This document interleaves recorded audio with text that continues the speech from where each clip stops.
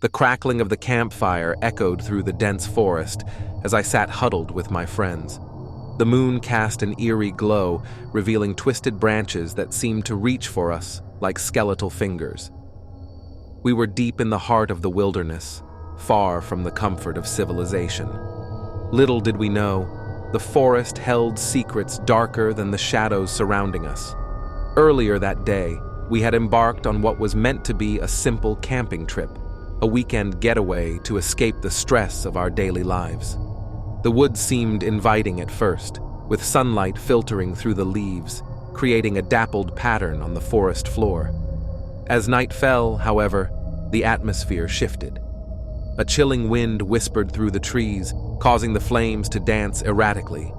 The laughter that had filled the air earlier now felt distant, swallowed by the vast expanse of the unknown.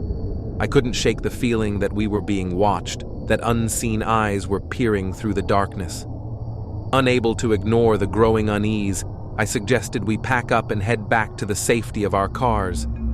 But my friends brushed off my concerns, attributing my anxiety to an overactive imagination fueled by the ghost stories we'd shared around the fire. As the night wore on, the forest became an impenetrable wall of blackness. The feeble light of our flashlights struggled to pierce the enveloping darkness. We stumbled over roots and rocks, the rustling of leaves underfoot magnified to a deafening roar in the stillness of the night. That's when we heard it, a distant, haunting melody that seemed to float through the air. It was a tune both beautiful and unsettling, like the lullaby of a ghost. The music beckoned us deeper into the woods, each note echoing through the silent trees. Driven by an inexplicable compulsion, we followed the melody, our flashlights cutting through the inky blackness. The underbrush snagged at our clothes, and the forest seemed to close in around us. The once familiar trail became an indistinguishable maze, and panic set in. Just as we were about to turn back, we stumbled upon an ancient-looking clearing. In the center stood an ominous tree, its gnarled branches twisting into grotesque shapes. Hanging from the branches were weathered dolls, their lifeless eyes staring blankly into the night. The melody grew louder, emanating from the twisted limbs of the tree itself. Fear gripped us, but a morbid curiosity held our feet in place. The dolls swayed with an otherworldly rhythm, and the haunting melody seemed to seep into our very bones. It was as if the forest itself was alive with a malevolent energy, and we were but unwitting intruders in its domain. Suddenly, the music stopped, plunging us into an oppressive silence. A cold wind rustled the leaves and the temperature dropped. Panic set in as we realized we were no longer alone in the clearing. Figures emerged from the shadows, their silhouettes contorted and elongated. They moved with a slow, deliberate purpose, encircling us. The pale light of the moon revealed faces twisted into grotesque masks, their eyes vacant, yet filled with an otherworldly intelligence.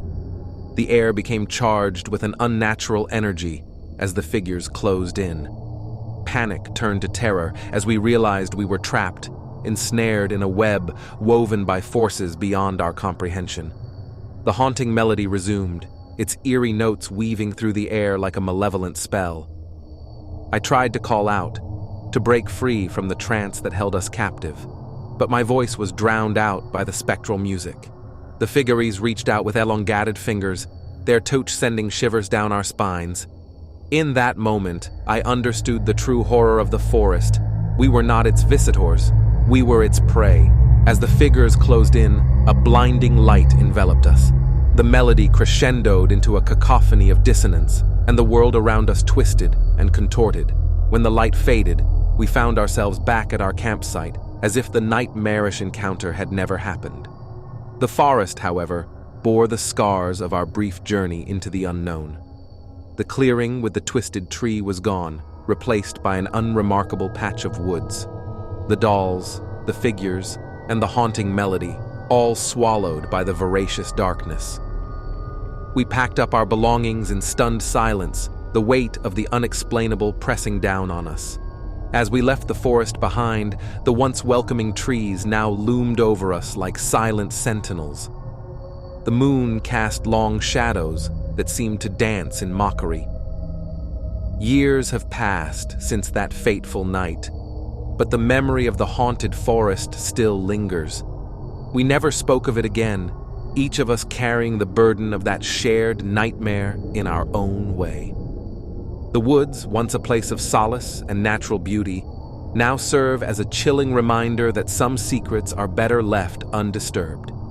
And as I look back on that night, I can't help but wonder, was it a mere hallucination, a shared delusion brought on by the isolation of the forest? Or did we stumble upon something ancient and malevolent, a force that preys on those foolish enough to venture into its domain? The answers remain elusive, hidden in the shadows of that haunted forest, waiting for the next unsuspecting travelers to uncover the terrifying truth that lurks beneath the surface of the natural world.